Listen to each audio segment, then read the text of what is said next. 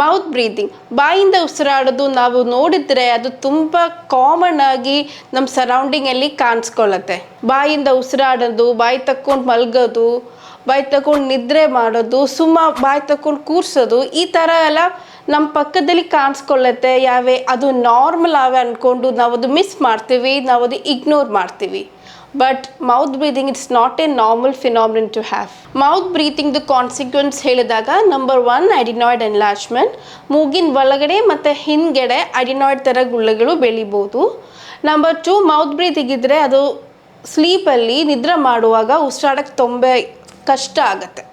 ಅದಕ್ಕೆ ನಾವು sleep disordered breathing ಅಂತ ಹೇಳ್ತೀವಿ. So mouth breathing causes sleep disordered breathing ಅಂತಲೂ ಹೇಳ್ಬೋದು.